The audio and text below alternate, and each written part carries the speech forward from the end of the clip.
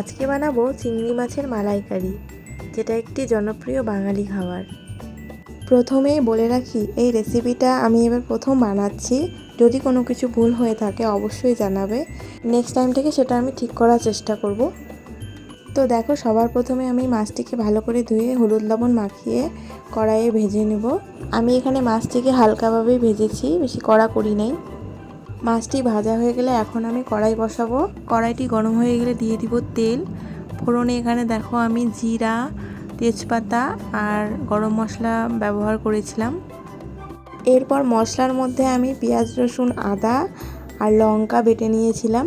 তারপরে হলুদ লবণ দিয়ে এটাকে ভালো করে কষাবো। কিছুটা কষানোর পর দিয়ে দিব হালকা একটু জিরার গুঁড়া আর লঙ্কার গুঁড়া। একটু জল দিয়ে মশলাটাকে আরেকটু ভালো করে কষাবো। তারপর দিয়ে দিব পরিমাণ মতো চিনি। এখানে আমার মশলা কষানো হয়ে গেছে, এখন দিয়ে দিব নারকেলের দুধ।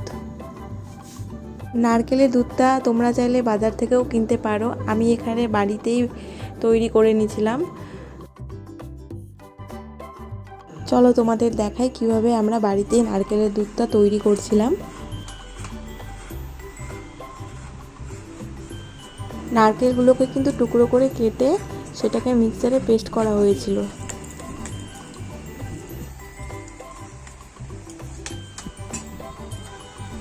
কিছুক্ষণ ফোটানোর পর দেখলাম গ্রেভিটা ঘন হয়ে গেছিলো, তাই সেখানে একটু দুধ অ্যাড করে দিলাম।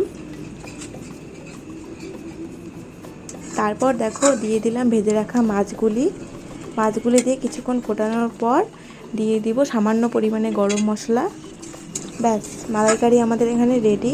ভিডিওটি তোমাদের কেমন লাগলো অবশ্যই জানাবে, ভালো লাগলে লাইক করে দিও। দেখা হচ্ছে পরবর্তী ভিডিওতে। টাটা।